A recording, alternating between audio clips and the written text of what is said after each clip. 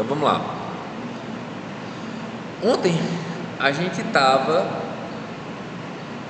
analisando, né, a evolução do SIM de 2008 até 2024. Né, a gente viu, né, como é que foi a incorporação de Manaus ao Sistema Interligado Nacional, né, a inauguração das usinas de Tucuruí do Rio Madeira, né, os afluentes, né, Tucuruí no Xingu e Rio Madeira ali no Acre, né? A gente viu essa incorporação deles ao SIM, aumentando a potência instalada do Sistema Interligado Nacional. Vimos que a maior parte, né, a maior complexidade da rede se localiza ao redor da grande carga do país, que é São Paulo, né? E lembrando que isso aqui é o Sistema Interligado Nacional, que compreende a rede básica, né, os alimentadores a partir de 230 kV. Obviamente que a rede elétrica é muito mais complexa, com a rede, né, de subtransmissão e com a rede de distribuição. Beleza? Isso aqui, eu até errei ali a data, é 27/2/2024. Eu tirei isso aqui do site do ONS em 27/2/2024, quer dizer, quando a gente começou até as aulas, né? Não, é 2024. É porque eu peguei o slide do ano passado, atualizei a tabela do dia 27 e esqueci de botar 2024, mas aí é 2024. E não corrigi por pura preguiça, dava para ter corrigido. A gente vê que o Sistema Interligado Nacional é dividido em 4 áreas de controle, né? A área de controle Nordeste, Norte, Sudeste, Centro-Oeste e Sul. Beleza? Em que cada área de controle tem sua operação própria. Obviamente que essa operação de cada área de controle, ela é coordenada pelo ONS. Então você tem o Centro de Operação do Sistema Nordeste, Centro de Operação do Sistema Regional Norte, Centro de Operação do Sistema Regional Sudeste, Centro-Oeste e Centro de Operação, né, do Sistema Regional Sul. A cada dia existe esse boletim diário que é provido pelo site do ONS, né, em que ele dá a disponibilidade sincronizada, a geração verificada e a reserva girante.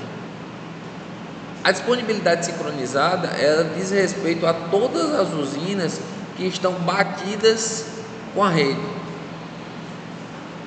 Quando a gente fala batida, é que a usina está interligada ao SIM, mas pode ou não estar despachando.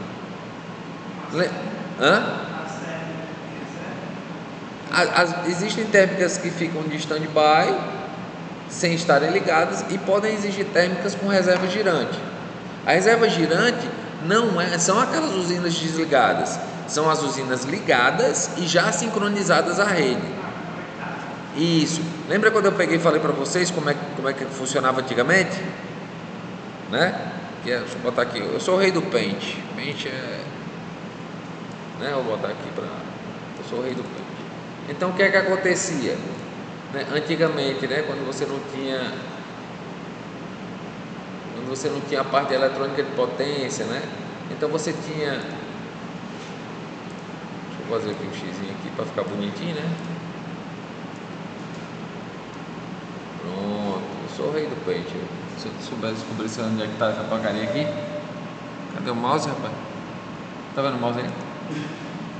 Daqui. Então tá aqui. Tá.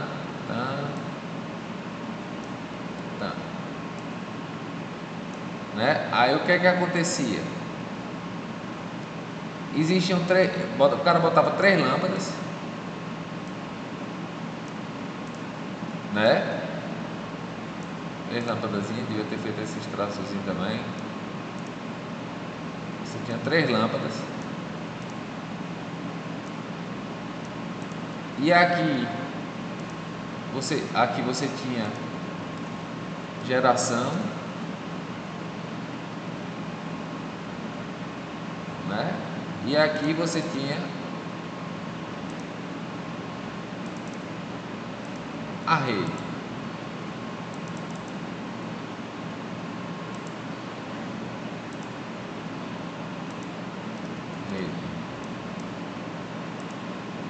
Aqui para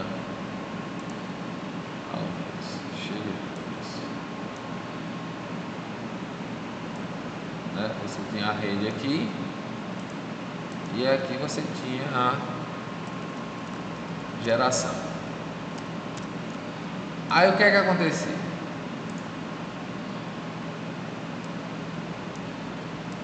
Né? Você começava a elevar a tensão, né? Fazendo o controle. A tensão ela está ligada a que tipo a que malha? De potência reativa. E a palha de potência reativa numa máquina síncrona, ela é ligada a quem?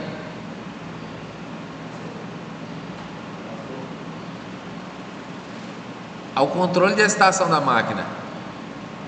Lembra? Você pega na máquina síncrona, é uma máquina de dupla alimentação, corrente alternada no estator, corrente contínua no rotor, em que você modifica a corrente contínua do rotor e aí você faz a alteração do fator de potência. O fator de potência está ligado, obviamente, à potência reativa, né? Uma vez que a máquina está ou não despachando, quer dizer, com potência ativa fixa, né? Então, você pegava e efetuava o controle do nível de tensão na excitatriz da máquina síncrona, não é isso? Aí, obviamente, se for capacitivo, você tem uma sobretensão, se for indutivo, você tem uma subtensão, uma tensão maior ou menor, e fazia o controle da senoide, né, através da velocidade de rotação. Entenderam? Então, obviamente, se a máquina for 2 polos, a frequência mecânica é igual à frequência elétrica. Se a máquina tiver 4 polos, a frequência elétrica é 2 vezes a frequência mecânica, não é isso? Você dá uma senoide na mecânica, você tem 2 senoides na elétrica. Uma máquina de 6 polos, 8 polos, assim sucessivamente. Então, o que é que acontecia? Você ficava efetuando o controle de tensão e o controle de velocidade. Qual era a intenção? Se uma senoide não estiver em cima da outra, você tem uma tensão em cima de cada lâmpada dessa e a lâmpada está acesa. Quando as lâmpadas apagavam, significa que o nível de tensão era o mesmo e a senoide estava batendo uma em cima da outra. Isso significa que a máquina estava sincronizada e o cara podia bater a chave mecanicamente. Mas ele tinha que ir fazendo esse ajuste manual. Entenderam? Tinha que fazer esse ajuste manual. Obviamente que hoje não funciona assim. Hoje, né? Hoje é 50, né? Sem antes do advento da eletrônica de potência. Hoje não. Hoje a máquina, as máquinas têm a tiristor, né? O controle de corrente é a tiristor e geralmente elas são microprocessadas. Então, o que acontece com essa reserva girante é o que? É que uma senoide está em cima da outra e bateu e essa senoide vai permanecer em cima da outra. Ora, como é que você tem o despacho entre 2 barras de corrente alternada?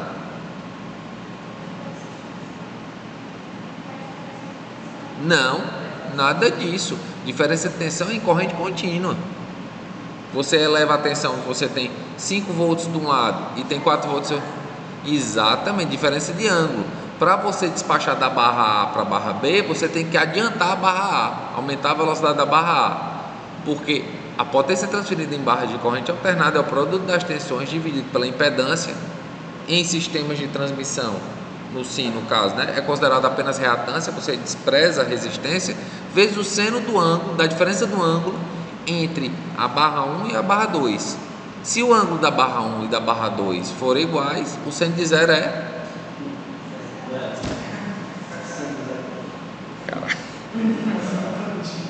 e quer se formar. E quer se formar em engenharia elétrica, mas não quero pegar e falar, não, forma engenharia elétrica, vai ser sobra. 100 de 0, o cara, Não, sim, pois bem. Então 100 de 0 é 0.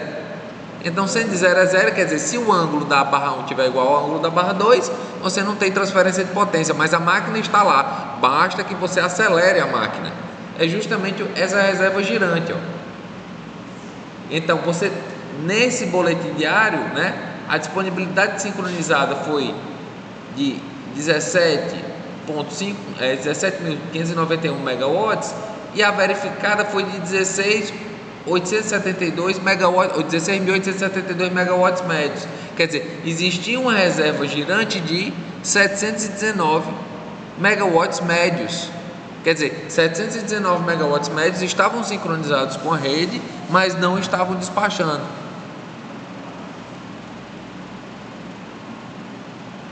Entenderam? Isso é o boletim diário, né? Aí no aumento de carga, como já está sincronizado, a máquina começa a despachar. Mas é como eu falei para vocês, mas tu não estava, né? Mas existe a programação de curto, médio e longo prazo.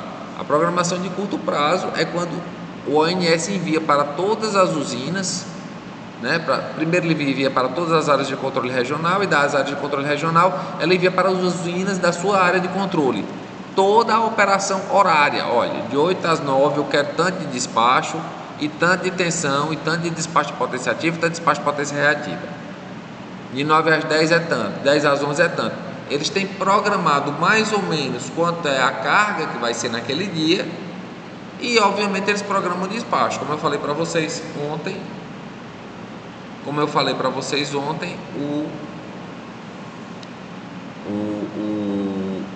não existe armazenamento de energia elétrica em um sistema de potência de grande porte.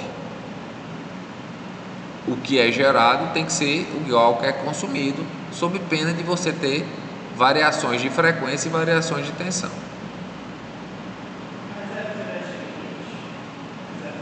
O que tem? Não, é quanto maior a reserva girante, mais você está gastando sem estar consumindo. Então existe a tentativa de diminuição dessa reserva girante. Mas aí tem a contraparte, que se não tiver reserva girante, na hora de uma entrada de carga maior, então na hora de rejeição de uma usina, você pode ter um colapso do sistema e a atuação do ERAC, Esquema Regional de Alívio de Carga. É aquela história, você tem uma briga entre a parte econômica e a parte técnica, o que é saudável, né? Porque fazer que nem a jornalista da Globo, que disse que nós temos que ter um sistema de backup inteiro. Você tem um SIM e você tem que ter um outro SIM para caso o primeiro SIM falhe e ele entre, né? Coisa de gente sem noção, né? Mas beleza. Né? Não tem armazenamento. Acabei de dizer. Aí ele produz energia, aí só passa a parte. O quê? Então, desse que você está falando aí, porque ele produziu lá, sincronizado e sobrou aquela hora.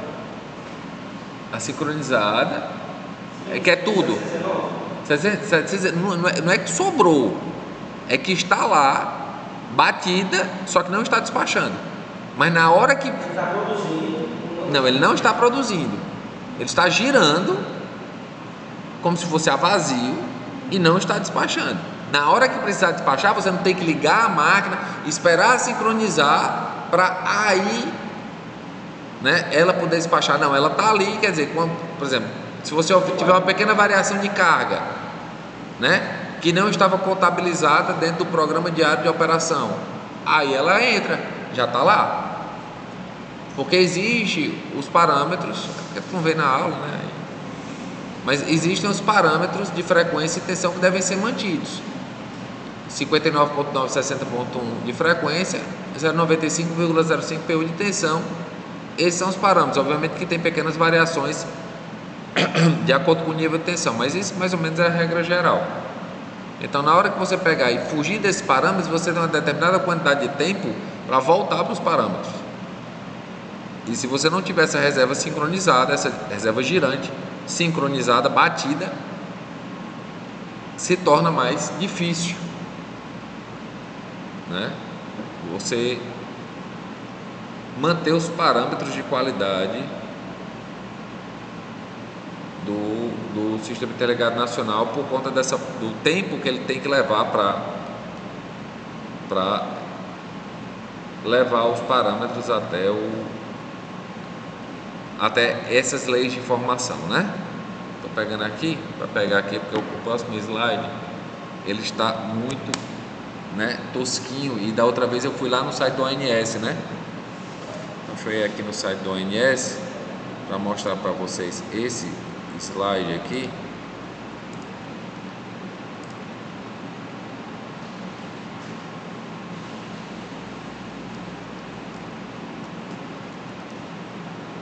Firefox.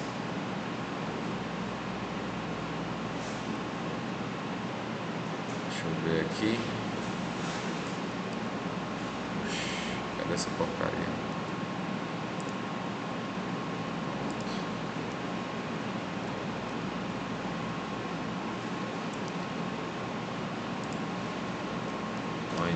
ons.org.br. Eu estou aqui no site do ONS, mas lá no slide aqui, tipo assim, na apresentação vai estar bonitinho, mas eu vou mostrar aqui para vocês, certo? O que é isso aqui de maneira geral? É o despacho de cada área de controle com relação aos tipos de fonte de energia hidráulica, eólica, térmica e solar, e o intercâmbio de potência entre estas áreas de controle. Isso é diário. Aqui dentro do site do ONS, né? Acho que está aqui dentro de carga. Não, resultado da operação. Resultados da operação. Boletim de operação, estado de operação. Acho que é boletim de operação. Você vem aqui no site do ONS, balanço de energia, produção de energia, carga, demanda, boletim diário e esse boletim diário histórico. Então, aqui, balanço de energia, acumulado, produção de energia, carga, demanda, integração, acompanhamento dos armazenamentos, variação de energia armazenada, Sistema Interligado Nacional. Não, essa aqui é a tabela. Aí eu perco o diabo do mouse, tá bom.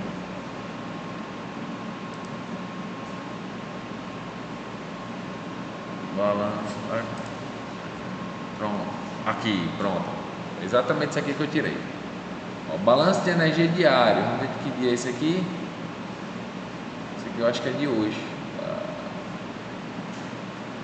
Ó, valores de megawatts médios. Aí, ó. Essa figura aqui, dá um zoom out. Eu tirei a figura do slide, eu tirei no dia anterior à aula, né? A primeira aula, quer dizer, faz tempo. Então, como a gente pegou e falou, a gente tem 4 áreas de controle, não é isso? Norte, Nordeste, Sudeste, Centro-Oeste e Sul. A gente vê que na área de controle do Nordeste, a geração eólica, ela representou 55%, quase 56% da geração total da área de controle. Você tem 2 números aqui, uma coluna, certo? Você tem uma coluna aqui e uma aqui. Essa primeira coluna, ela fala da programada, da verificada. É vermelho, é? Pronto. O vermelho, ele fala do que foi verificado, e o azul ele fala do que foi programado. Você vê que os valores nunca batem, mas eles são bem próximos. O que é programado, é enviado pelo boletim diário de operação, né? Que é enviado do ANS para as áreas de controle. Boletim diário de operação não, é o que surge aí, né? Pela programação que é enviada pelo ANS no dia anterior. Quer dizer, eu quero que efetue determinado despacho, de 9 às 10, de 10 às 11, de 11 às 12. Existe esse protocolo a ser seguido. Mas obviamente que você não consegue acertar exatamente qual é a carga daquele horário. Então vai existir uma pequena variação.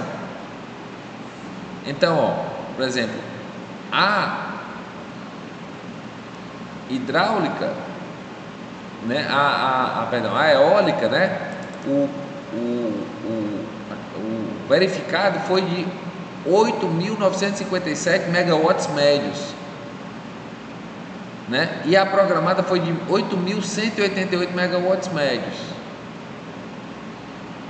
Então você teve aí cerca de 500 megawatts a mais despachado com relação ao programado.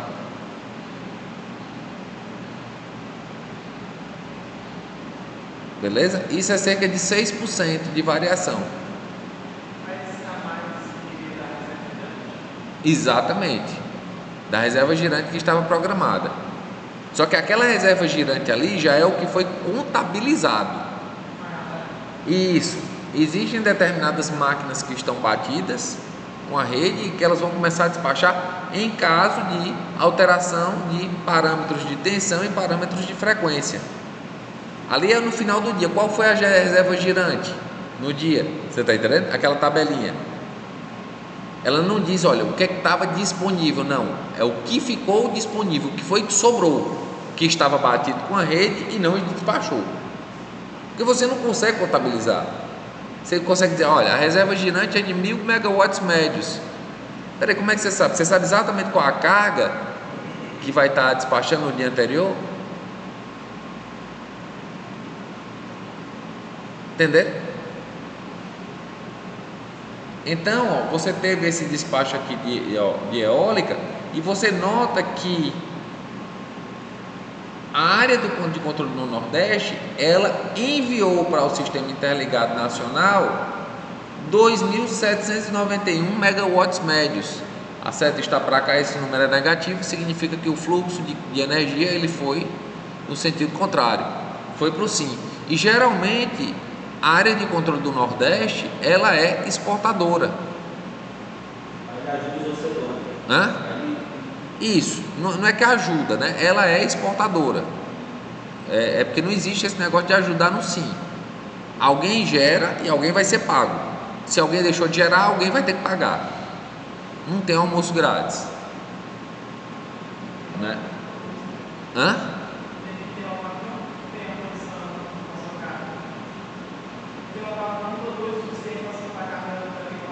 Isso, mas tipo assim, pelos procedimentos de rede, o Sistema Interligado Nacional ele funciona como uma operação de tie line bias. A gente vai ver exatamente o que é isso.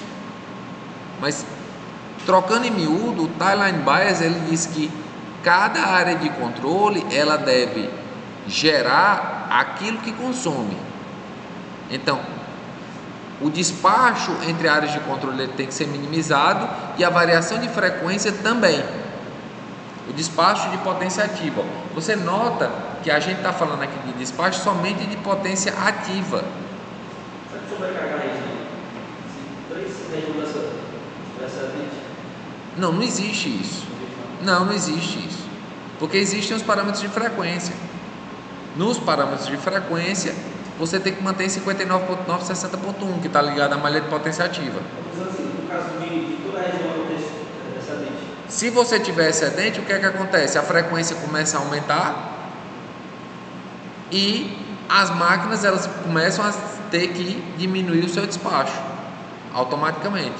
Mesma coisa se você tiver subfrequência. Não, diminui para 60, né? Porque se você tiver excedente de geração, a frequência aumentou, você tem que estar acima de 60, 60.1, que é a banda superior da variação de frequência, e você tem que trazer a frequência para... Isso tudo ao vivo? Sim, isso tudo é em tempo real, né? Obviamente que existem partes de usinas que são do CAG, do controle automático de geração. Parte da usina são do CAG. Então você nota, inclusive, que o despacho nunca é de potência reativa, porque a parte de potência reativa é somente o controle de tensão. Então você não faz um despacho de potência reativa para uma área de controle para outra, né? Geralmente o despacho de potência reativa é dentro da usina para efetuar uma elevação ou diminuição de tensão.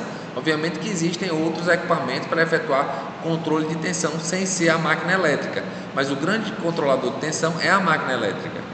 Inclusive, quando eu estive visitando Paulo Afonso em 2008, eles falavam que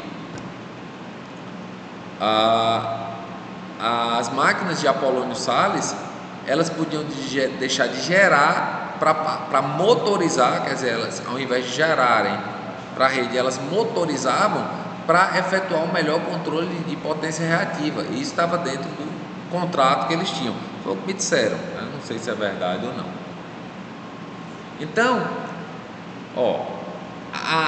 aquele problema, né, e é o que o pessoal fala, que teve o ano passado, da falta de energia, foi basicamente por causa disso aqui, Você tem 56% da potência ativa da área de controle sendo despachado por eólica e 17% por solar. Isso vai para mais de 70% de energia renovável. Aí entra o problema. Se tiver que aumentar o despacho,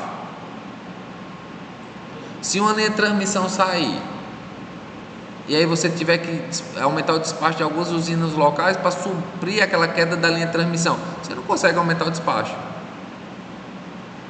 Mas você consegue aumentar o despacho é com a reserva girante. E mesmo assim essa é variável porque depende de vento e depende de sol. E aí? Não, aí o que foi que aconteceu? Né? Abriu a linha de transmissão de Fortaleza de Quixadá. As máquinas, né? Aumentou a carga. Deixa eu falar, macho. Porra, passarinho que pede mais que é minhoca no bico. Deixa eu explicar. Porra. O cara passa 10 anos sem ir para a universidade, quando Rio vai falar, foi pinto. Presta atenção, macho. Eu sei mais do que tu isso aqui. Isso aqui. Então o que foi que aconteceu? As usinas locais, por conta dessa saída desse alimentador Fortaleza Quixadá, tiveram que aumentar o seu despacho, não conseguiram. Então a carga começou a ficar maior do que a geração. Quando a carga fica maior do que a geração, o que é que acontece com a frequência? Diminui. Quando a frequência diminui, existe um determinado tempo que essa frequência vai diminuindo.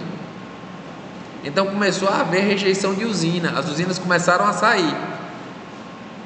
Entende que é um círculo vicioso? O sistema vai entrando em colapso. Aí quando o sistema vai entrando em colapso, o que é que atua? O ERAC, o Esquema Regional de Alívio de Carga. Por quê? Porque tem que cortar a carga de qualquer jeito, senão o sistema todo colapsa. Então é melhor que você faça um colapso controlado. Tira essa carga, tira essa, para manter algumas cargas, não colapsar o sistema todo e manter algumas cargas. E manteve, né? Sudeste, quem saiu mais foi o quê? Nordeste e parte do Sudeste, né? O Nordeste todo saiu, Norte todo saiu, né? E começou a voltar como? Com o Nordeste, que tradicionalmente é uma região, uma área de controle exportadora, ela passou a ser uma área de controle importadora, porque as usinas houve rejeição de usina por conta de sua frequência e atuação do ERAC.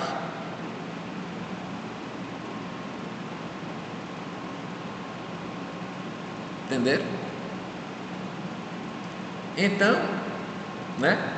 A gente vê que a grande exportadora é a área de controle do Norte, porque lá que estão as grandes usinas novas, né? Tucuruí, do Rio Madeira, né? E as cargas do Norte basicamente são o quê? Manaus e Belém. São cargas pequenas em comparação à rejeição. cargas pequenas em comparação ao SIM, né? As grandes cargas, né? Que a grande carga do Brasil é o quê? São Paulo, Rio de Janeiro, São Paulo praticamente, né?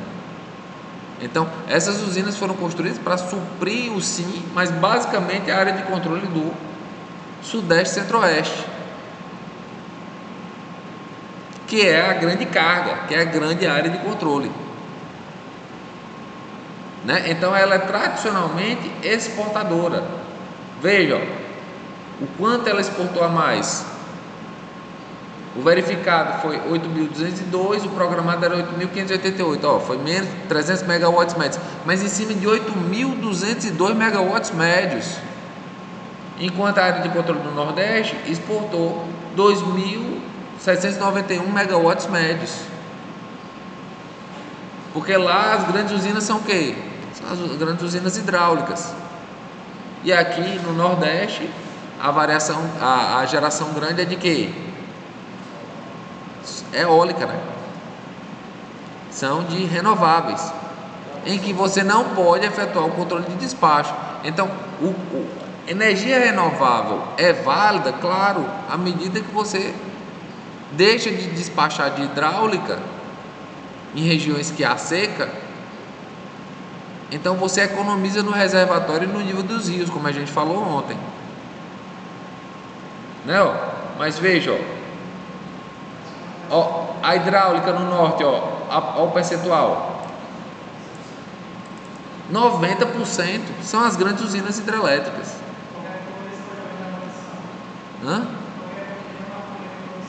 Depende se a reserva está girante, se tiver reserva girante, tiver as máquinas batidas com a rede sincronizadas, sim.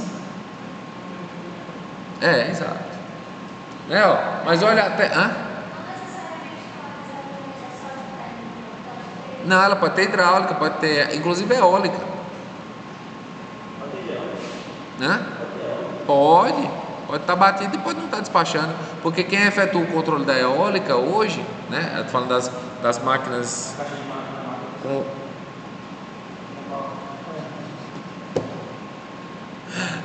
com as máquinas de indução de rotor bobinado são os inversores, porque você tem um inversor no estator e tem um inversor no rotor.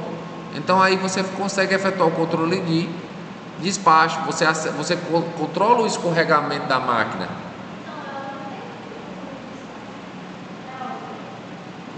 No limite de que ela estiver gerando. Você tem o controle de despacho para menos. E se eu quiser aumentar o despacho? O quê? Para menos. Mas se eu quiser aumentar? Porque se eu quero aumentar da hidráulica, o que é que acontece? Tem um distribuidor, a gente vai ver lá as aletas do distribuidor. Você altera para ela passar mais ou menos água, e aí você altera o despacho para mais ou para menos. E o vento? Você altera o ângulo de ataque das pás. Aí se o ângulo estiver no máximo, como é que você aumenta? E se o vento diminuir? Aí eu quero despachar mais. É um problema. Existe a uniformidade por conta dos estudos de vento das usinas eólicas. Massa, mas mesmo assim não é controlável. Dá solar, tá nublado aqui. Vai dizer que a eficiência dos painéis é a mesma? Não é. E aí, se eu quero aumentar o despacho, como é que eu faço? Não, mas eu quero aumentar o despacho, e aí? A usina é de 400 megawatts. E aí? Não dá. Esse é o grande problema. Não sei que tu faça um negócio para superar a margem lá deles e vai. Não, mas aí é custo, né? E a usina é por leilão, né? Você diz, eu quero tantos megawatts aqui, qual a tarifa, né? Então não é uma coisa simples. Mas a eólica e a solar, elas têm vantagem de você, enquanto elas estiverem gerando, você está economizando combustível não está despachando de reservatório, e o nível do rio está. Foi o que eu falei ontem, né? O armazenamento se dá em energia potencial no combustível, energia química, né? Para ser transformada em energia cinética das máquinas elétricas, né? Então não existe o armazenamento elétrico, mas existe o armazenamento potencial, né? Mas qual é o problema? Eu vou despachando, na hora que faltar vento eu despacho de hidráulica. Pera lá, tem a programação diária, tem a programação de curto, médio e longo prazo. Não é assim. Crescimento de carga também não está negociado. Não importa, a carga é diária. Mas está crescendo a carga. Para acompanhar o Você não sabe. Pode ser que uma hora a carga diminua, uma hora a carga aumenta. Esse é o problema. Por isso que o verificado nunca bate com o programado. Mas tem que ser um negócio próximo, tem que ser estimado próximo.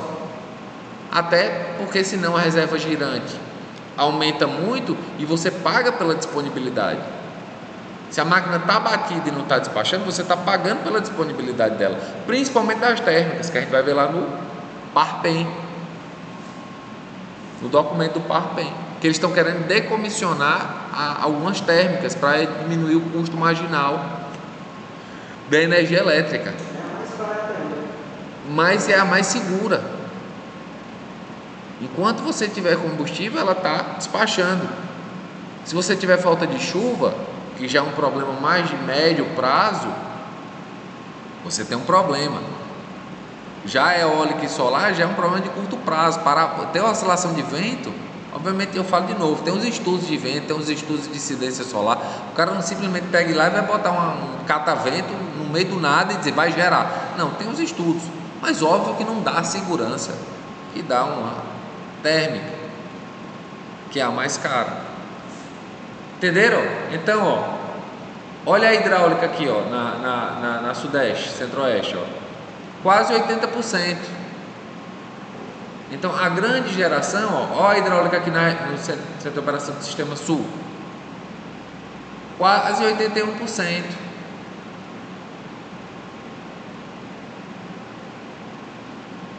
Entenderam? Então, quem gera renovável é o Nordeste. E a outra coisa que essa solar aí está apontando é só o que vai para a rede ou gera total? Porque tem... Não, esse é o da rede, é o que foi gerado, né? Essa é desde que joga para a rede. E o cara Não. produz e vai para a rede. Não. Isso aqui não confunda com MMGD, que é micro e mini geração distribuída. Não, existem grandes usinas, por exemplo, lá isso aqui nós estamos falando de rede básica, né? Estamos falando de 230 kV. Ali em Lavras da Mangabeira, se eu não me engano, tem uma usina de 400 megawatts de solar. 400 megawatts é muito para solar. Olha aquela história, 400 megawatts é muita energia? Para solar é, mas se você pega 400 megawatts, não dá nenhuma máquina de Xingó, que é 520. Não, a de Xingu é 520.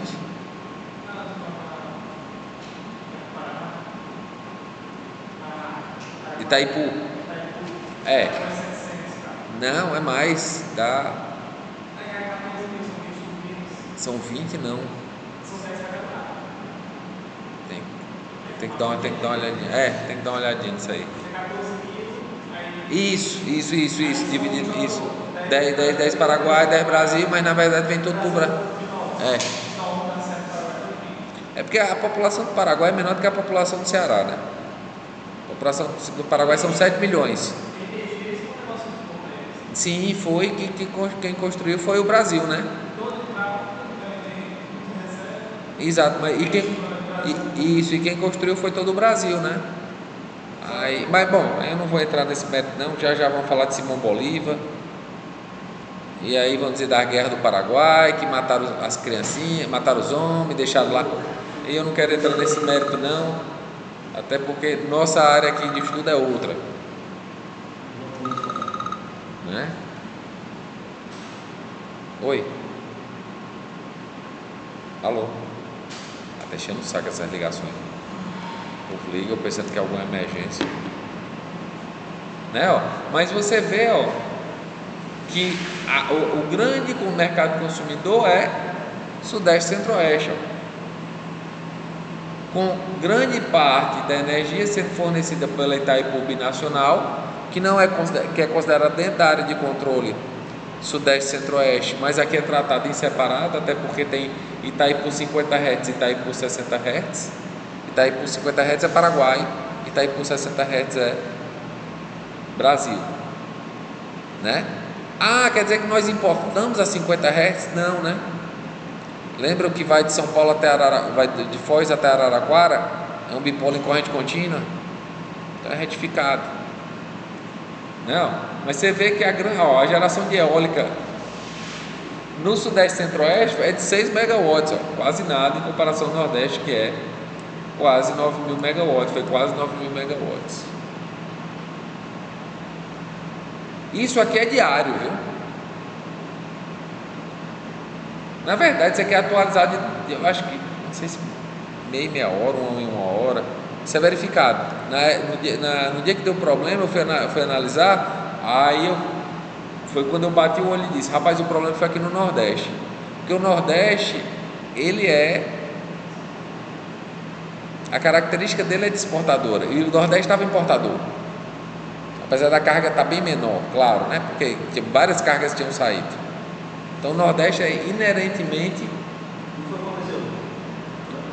O pessoal foi a linha de transmissão Fortaleza Quixadá, né? Caiu, né? Aí começou a ter rejeição de usina. Cara, me disseram, mas eu não vou contar aqui não, porque eu estou gravando essa aula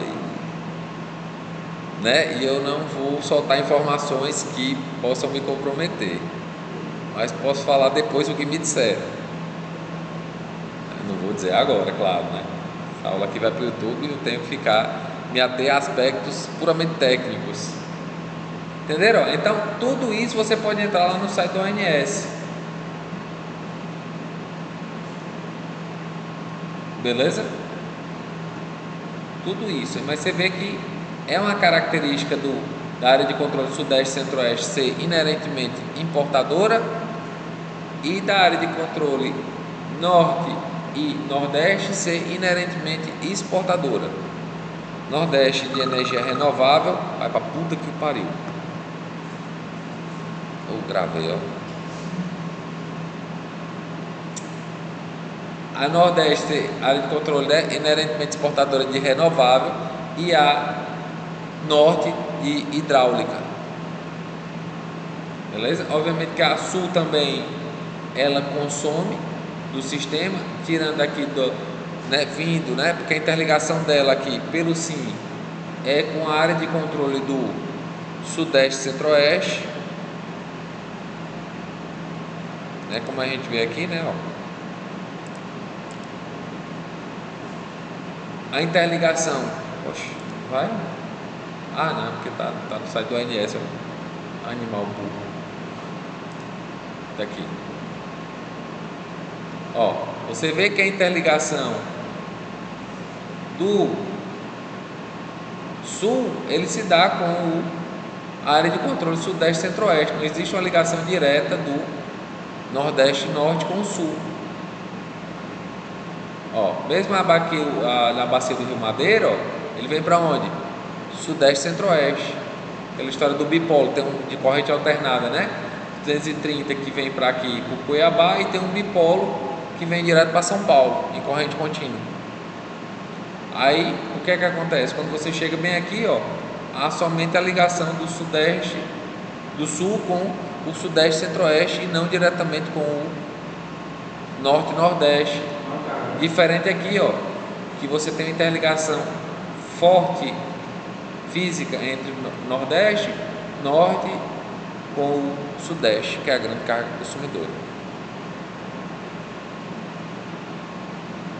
Beleza?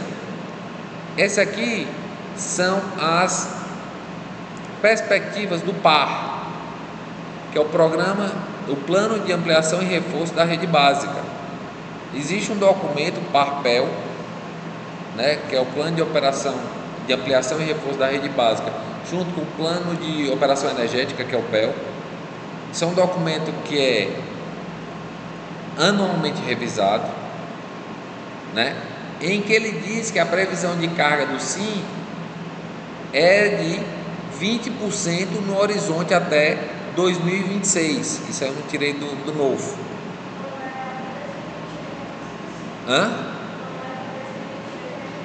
15%, né? Pois é, essa parte aqui eu não atualizei, né? Então, esse documento PARPEL, ele é fornecido pelo Ministério das Minas e de Energia, e para a Empresa de Pesquisa Energética, o EPE, de modo a que eles possam fazer a avaliação de como será o aumento de geração. Porque o aumento de geração não é simplesmente dizer eu quero botar uma usina, não, alguém tem que pagar por essa usina.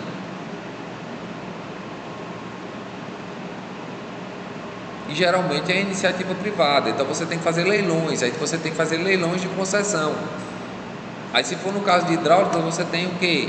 O problema da licença ambiental, que foi o grande problema de Tucuruí e do Rio Madeira, né? Aquele embate com os índios. Estou dizendo se é válido ou não, estou falando que houve o problema, que atrasou isso. Então nesse 2022, 2026, a previsão de crescimento era de 20%. A Clara está dizendo que até 2028, né, 2024, 2028, esse horizonte é de 15%. E que, obviamente, você tem que aumentar a sua programação. Claro, ele falou alguma coisa das eólicas e das solares, da diminuição de previsão. Eu li esse documento, eu botei esse documento novo do Parpel, só que não foi aqui, foi em outro slide. Esqueci de revisar esse slide. Então, dentro desse horizonte aqui, né, dizia qual era a evolução de todas as fontes de energia, né? Não havia perspectiva de aumento de nuclear, mas olha a perspectiva de aumento da eólica e da solar, de renovável, muito alto. E essa geração, ela contempla a custo, né? Que é o custo de utilização do sistema de transmissão. Porque, como eu falei ontem, há uma interdependência entre geração e transmissão, por conta das grandes cargas estarem longe dos centros de geração.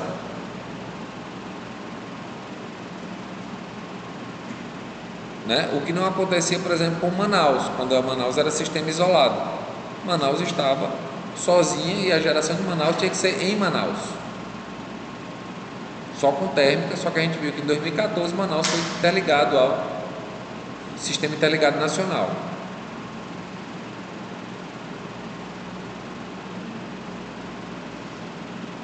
Beleza? Então essa é a evolução da geração. Você vê que a grande evolução da geração é o quê? Solar para o horizonte. Se é legal ou não, para a segurança do sistema não é muito legal. Inclusive queria ver se isso aí foi revisado depois da ocorrência, né? Então, porque você não tem o controle de despacho e teve esse problema agora de segurança do sistema elétrico, né? Ao contrário do que o pessoal pensa, os estudos do sistema elétrico, eles são muito confiáveis. É o pessoal muito sério que trata do sistema elétrico, porque ficou parecendo que por conta dessa ocorrência que houve, parece que está tudo jogado às traças, e não é. Existem os estudos anuais, existe revisão, é um pessoal bem sério, né? Isso aí foi alguma ocorrência que aconteceu que estava fora do horizonte de parâmetros.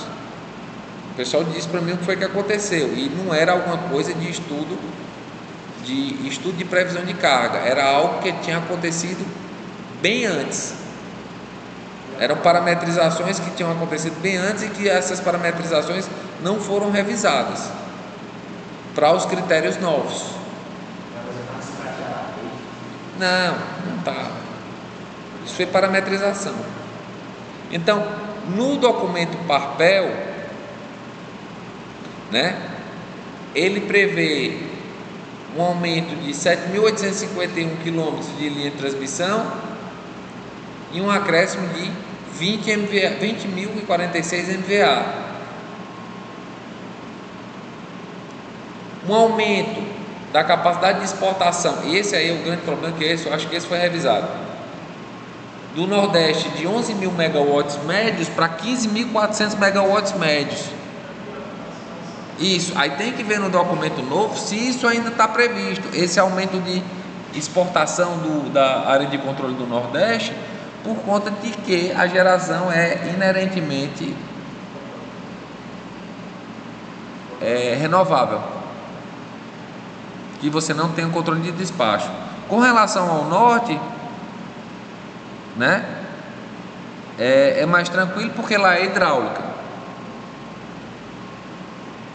né? Isso a gente está falando desse aumento dessas linhas de transmissão, né? Que obviamente se você vai aumentar a exportação de área de controle, você tem que ter linhas de transmissão para conseguir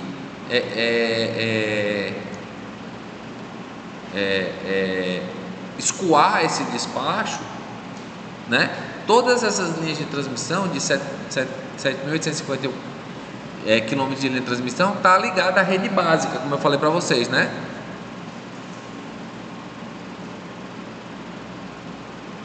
Quer dizer, são as linhas de transmissão de 230 e superior.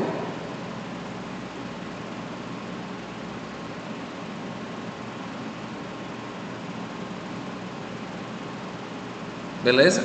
Aí investimento em 9,9 bilhões de reais em Minas Gerais, seguido de Santa Catarina, São Paulo, Paraná, né? Obviamente, 75% do total de investimentos do programa de ampliação e reforço, do plano de ampliação e reforço da rede básica e do plano de operação energética.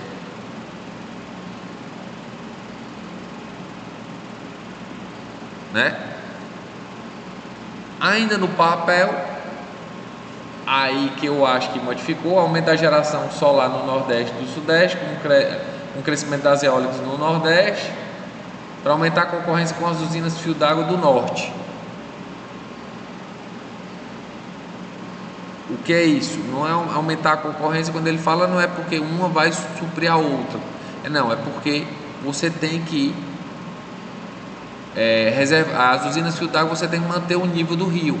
Se você aumentar o despacho, você diminui o nível do rio a montante e aumenta o nível do rio a jusante. Isso precisa ser controlado. Se dependesse do operador da usina, ele estava despachando direto. Né? Obviamente que isso tem que ser controlado, e esse controle geralmente é por contrato. Né? Aí ele fala como é que funciona o PEN, que é o Plano de Operação Energética.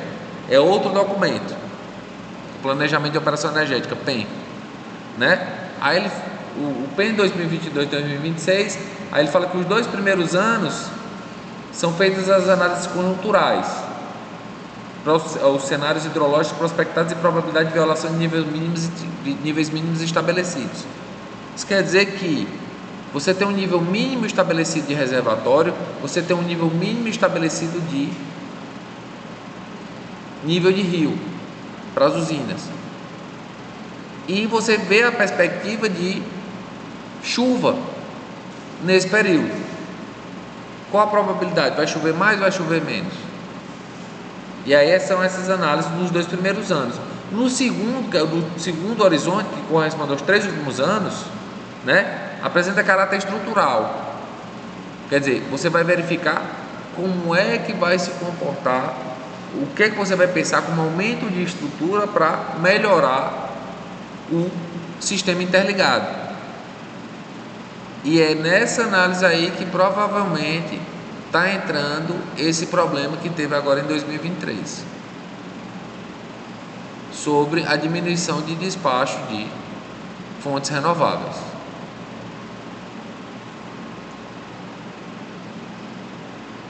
Beleza? Porque se tiver uma carga bem alta, você consegue controlar. Se tiver uma carga bem alta, não é uma carga não, uma produção bem alta no Nordeste, você consegue controlar o espaço. Lá abaixo, aí você consegue controlar. Mas entenda, o novo, né? 2023, 2027, né? Eles fizeram foi aumentar, né? Não, mas isso aqui é de 2023, né? Eu quero ver o papel de 2024, que ainda não apareceu. É dezembro agora e não teve mudança, né? Eu acho que não deu tempo deles analisarem. Porque foi em novembro, foi? Não. A queda. Agosto? Eu acho que não deu pra. Mas eu acho que não deu pra revisar não, porque eles fizeram foi aumentar. Vou esperar o papel de 2024, né? Saber o que foi que aconteceu. Então, né, nesse planejamento, né, ainda no PEN, né, o planejamento de operação energética, né, as usinas térmicas com custo variável, né, custo variável unitário, né, que são esses custos que não são cobertos pela receita fixa, né, de termoelétrica para a produção de energia, quer dizer, é o custo variável, quer dizer, você paga o custo de disponibilidade mais a energia quando foi efetuado o despacho. Acima de R$400 estavam representando 35% da disponibilidade térmica total. É porque eu esqueci de mudar o documento, isso é o 2023. No de 2022, o CVU de usinas acima de R$400 o megawatt-hora representava 51%. Então, faz parte do planejamento, né, de operação energética a diminuição dessas térmicas por conta do seu custo elevado, mas você não pode tirar todas as térmicas até por conta de segurança. Para custo variável unitário acima de R$1.400 por megawatt-hora, que é altíssimo, não teve incremento de potência significativo. Provavelmente são usinas com disponibilidade muito alta e muito necessárias para segurança do sistema interligado nacional. Por isso que elas possuem esse valor elevado, né? A capacidade de armazenamento do SIM, isso é energia potencial e térmica, né? Porque você não armazena em eólica nem em solar, não tem como armazenar. Mas você consegue reservatório e você consegue combustível. É de 292 gigawatts mês. Todavia, o grau de regularização continuará reduzindo nos próximos anos. Como é que você reduz, né, esse grau de regularização? Diminuindo a quantidade de térmicas. Aí, quando você diminui a quantidade de térmicas, quem é que tem que entrar para a margem de segurança do sistema interligado? A hidráulica. Por isso que ele fala depois, aumentando tanto a dependência do período chuvoso para o replecionamento dos reservatórios a cada ciclo lógico anual, quanto a importância de condições de armazenamento iniciais no final da estação chuvosa para assegurar pleno atendimento de carga. Quer dizer, eles querem aumentar a segurança do sistema em termos de geração hidráulica, porque a térmica, obviamente, é bem mais cara. Mas aí você fica mais dependente de período chuvoso, né? Obviamente que é um risco calculado e que está sendo tomado, certo? Tem se verificado um significativo crescimento no número de instalações de micro e mini geração distribuída, né? Principalmente a partir da fonte solar, né? Aí, esse crescimento traz novos desafios para a operação do SIM, como por exemplo a necessidade de compensar o efeito da rápida redução de potência da micro e mini geração distribuída solar no final do dia. É aquele problema de você, à noite você não tem despacho. Como é que você controla o despacho à noite? E problema de sombreamento, e problema de estar nublado. Entendeu? Esse é o grande problema, né? Mas esses documentos, inclusive, estão lá no Google Drive.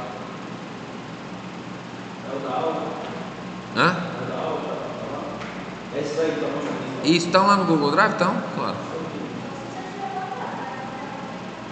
Não? Me mande o documento.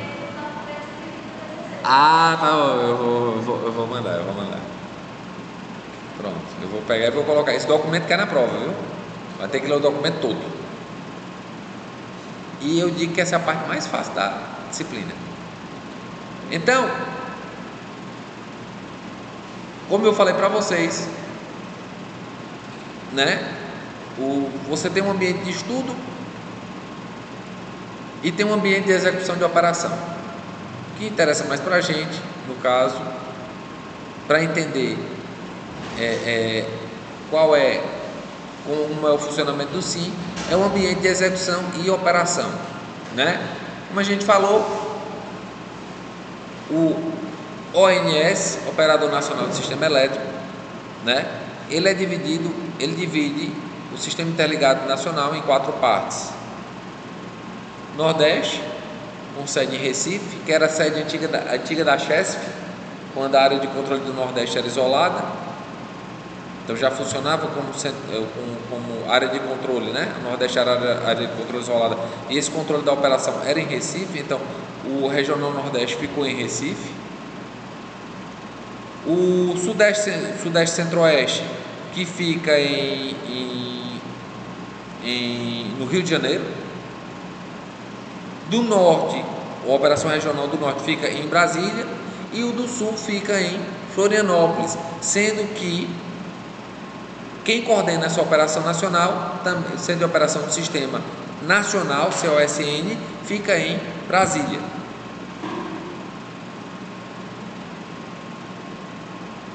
Beleza? Então, como é dividido o Sistema Interligado Nacional em 4 áreas de controles coordenadas pelo Centro de Operação do Sistema em Brasília.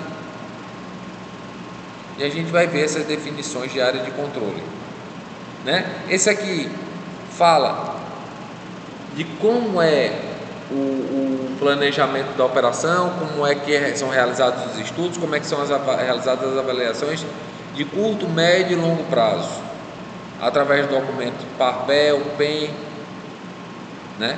Como é que isso é reportado à sociedade, como é que isso é reportado ao Ministério de Minas e Energia, como é que o Ministério de Minas e Energia atua no caso de recebimento dos relatórios do PAR, PEL, PEN, e como ela vai avaliar o crescimento da carga, como ela vai efetuar o crescimento dessa geração, como é que ela vai verificar a segurança do sistema interligado.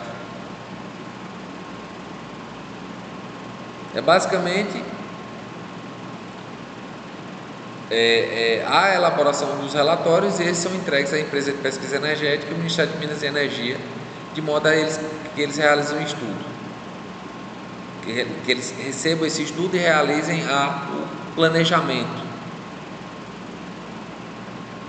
né? Vamos aumentar a geração de quê? De hidráulica, beleza, onde é que vai ser a geração de hidráulica?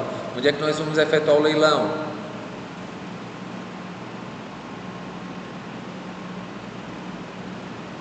Entenderam? O planejamento é assim.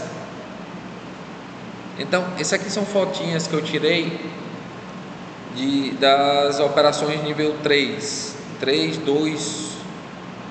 e 2, lá na área de controle da CHESF, uma visitazinha que eu fiz lá em 2008. Esse aí era a operação nível 3 da CHESF. É ela que recebe da área de controle do Nordeste, né, o Centro de Operação Regional do Sistema Nordeste, que fica em Recife. Ela recebe os boletins de operação de quanto quer que essas usinas da CHESF despachem, do plano de operação diário. Então, são esses 2 operadores aqui que recebiam, né? Não sei se vocês estão vivos, né? Sei lá. Mas que recebiam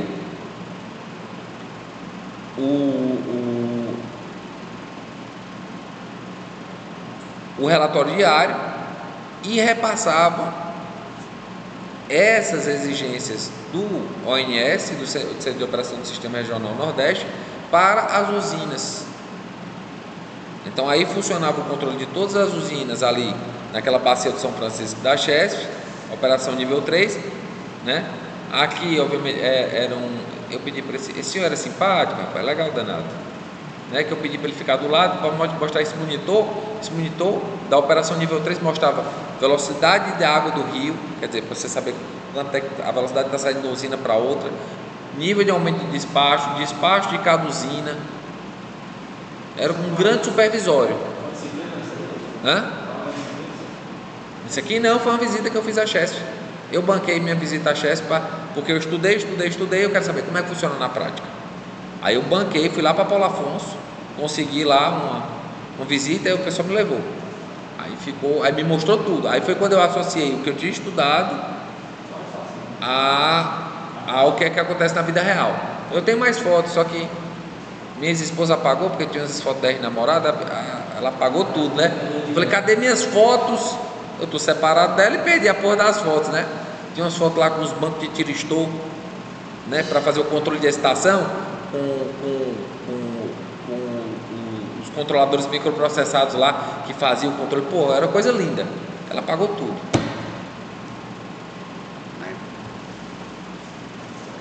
Beleza, né?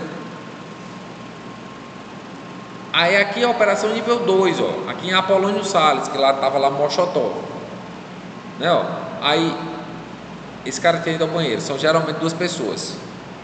Então esse cara recebe de operação nível 3, recebe a ordem, ó, olha, eu quero que você aumente o despacho de nível 4 para nível 5, vai ter lá cada usina. Operação nível 4 digamos, o despacho é de 80 megawatts. Operação nível 5, né, para despacho de potência ativa, é 85 megawatts. Aí ele ia lá no supervisório e hora em hora. Isso, que era justamente aquele plano de operação de curto prazo. A CHESF recebe no dia anterior e repassa para usinas no dia seguinte, de hora em hora. Pelo menos era dessa maneira em 2008 e 2009, né? Aí aqui era em Paulo Afonso 1, 2 e 3, eles estavam fazendo lá o retrofit, né? Porque eles iam colocar Paulo Afonso 1, 2 e 3 no CAG,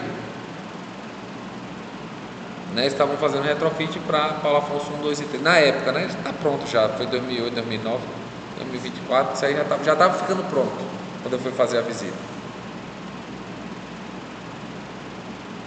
Beleza?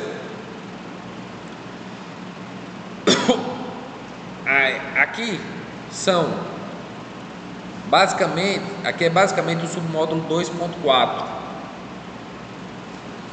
Como eu falei para vocês, para você interligar um parque gerador no Sistema Interligado Nacional, você precisa realizar estudos. Você tem que avaliar qual vai ser o comportamento da rede nas circunvizinhanças.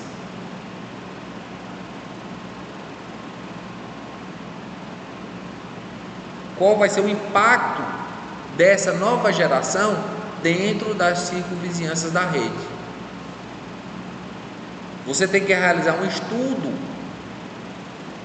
dessa usina e mostrar os impactos no caso de curto-circuito trifásico franco, curto-circuito monofásico, curto-circuito no começo do alimentador, no meio do alimentador, no fim do alimentador. Você tem que fazer todos esses estudos e avaliações e apresentar na EPE, na Empresa de Pesquisa Energética, como se fosse uma sabatina. Só que para você realizar um estudo disso aí, você tem que saber o quê? Os modelos matemáticos. E essa é a função dessa disciplina. A gente vai aprender como fazer modelos matemáticos mais simples e a partir daí a gente efetuar a simulação.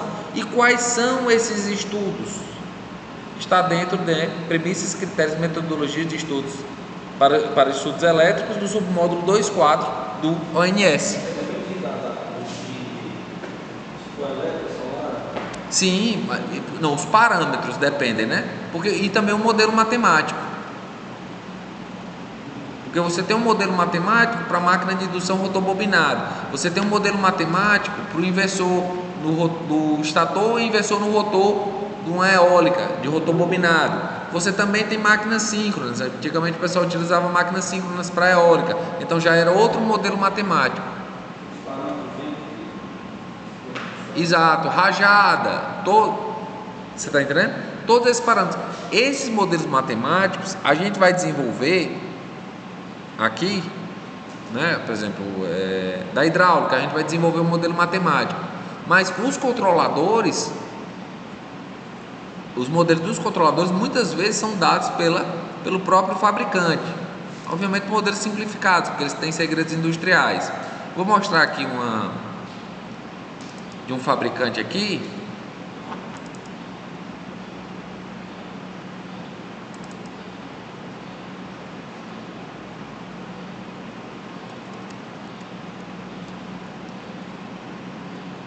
Estou querendo mostrar aqui de um fabricante.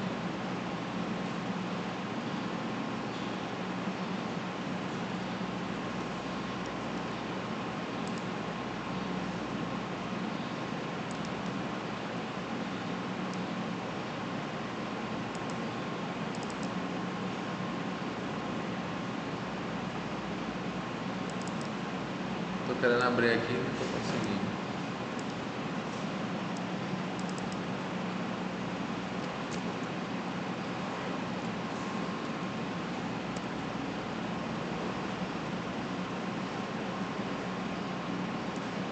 Não, peraí. Peraí que eu dou esse contato aqui. Pronto. Ó, isso aqui era de um estudo, certo? Vou passar aqui rapidamente. Em que aqui você tinha os modelos matemáticos. Eu cheguei a mostrar isso aqui para você, né? Ó, modelo de dados e sistema de controle de excitação e o modelo de dados e sistema de controle de velocidade.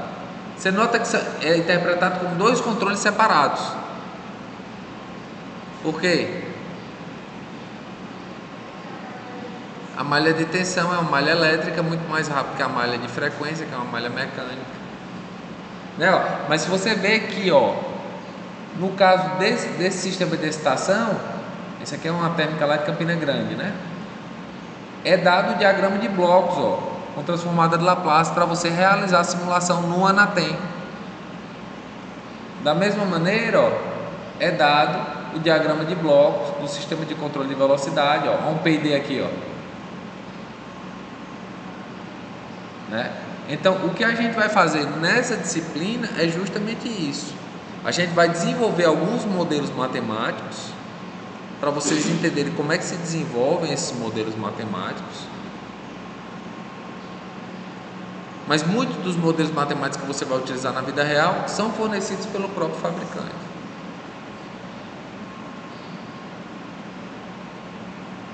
Para a realização desses estudos. Entenderam? Aí quais são esses estudos? É o que a gente vai ver lá no final da disciplina, depois que a gente entender como é que são feitos esses modelos matemáticos. Claro como o sol da meia-noite?